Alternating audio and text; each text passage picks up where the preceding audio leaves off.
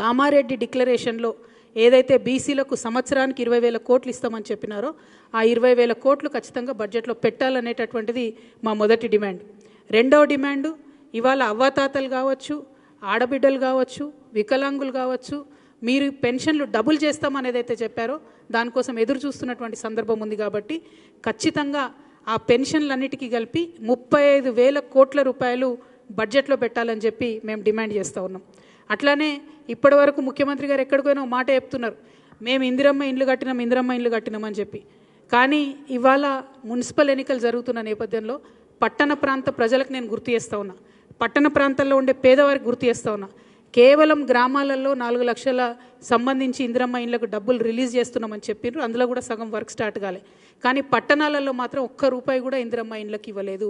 So నేను demand చేస్తూ ఉన్నా, మీరు ఈ 26వ తారీఖు తర్వాత పెట్టే బడ్జెట్లో మీరు పేదవాళ్ళకి ఏదైతే ఇండ్లు 22 లక్షల ఇండ్లు కడతామని ఒక లక్ష్యం పెట్టుకున్నారో అది పూర్తి కావాలంటే ఈ సంవత్సరం 8 లక్షల ఇండ్లకు 25,000 కోట్ల రూపాయలు ఖచ్చితంగా బడ్జెట్లో పెట్టాలని తెలంగాణ జాగృతి తరఫున డిమాండ్ చేస్తూ ఉన్నాం. అట్లానే ఉద్యమకారులకు మీరు ఏదైతే మాట ఇచ్చారో 250 గజాల భూమి ఇస్తా అని చెప్పి ఆ మాటకు కట్టుబడి దానికి సంబంధించిన ప్రావిజన్స్ని ఖచ్చితంగా బడ్జెట్లో పెట్టాలని నేను డిమాండ్ చేస్తూ ఉన్నా. అమరవీరుల కుటుంబాలకు 25,000 రూపాయల పెన్షన్ ఇస్తామని మీరు ఏదైతే చెప్పారో దానికి సంబంధించినటువంటి ఒక అంశాన్ని బడ్జెట్లో చేర్చాలని నేను డిమాండ్ చేస్తూ ఉన్నా. ఆటో డ్రైవర్లకు 12,000 రూపాయలు ఏదైతే నెలకు ఇస్తామన్నారో దానికి సంబంధించిన అంశాన్ని బడ్జెట్లో పెట్టాలని నేను డిమాండ్ చేస్తున్నా. అట్లనే కళాకారులు, తెలంగాణ వ్యాప్తంగా ప్రతి గ్రామంలో కళాకారులు ఉన్నారు. మరి ఆ కళాకారులకు ఒక మంచి ప్రావిజన్ ఉంది. ఈ ప్రభుత్వం, రాష్ట్ర ప్రభుత్వం కళాకారులను గుర్తింపు కార్డు ఇచ్చి 500 రూపాయలు ఇస్తే చాలు. కేంద్ర ప్రభుత్వం నుంచి 5,500 రూపాయలు వచ్చే పథకం ఉన్నది. దాన్ని అడ్వాంటేజ్ తీసుకొని రాష్ట్ర ప్రభుత్వం తక్షణమే కళాకారులకు గుర్తించి దానికి సంబంధించిన ప్రావిజన్ని బడ్జెట్లో పెట్టాలని నేను డిమాండ్ చేస్తూ ఉన్నాను. అట్లానే చేవెళ్ళే ఎస్సీ ఎస్టీ డిక్లరేషన్ ఉంది, దానికి సంబంధించి ఎస్సీ ఎస్టీలకు సంబంధించి బడ్జెట్లో ప్రావిజన్ పెట్టాలని చెప్పి నేను డిమాండ్ చేస్తున్నా.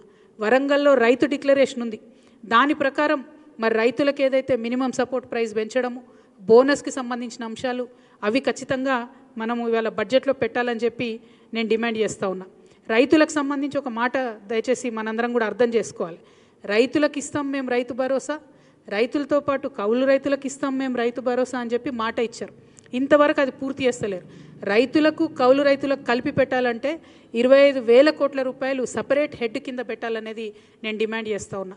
రైతు కూలీలకు ఏదైతే సంవత్సరానికి 12,000 రూపాయలు ఇస్తామన్నారో దానికి 10,000 కోట్లు అవుతుంది, అది కూడా బడ్జెట్లో పెట్టాలని నేను డిమాండ్ చేస్తున్నా.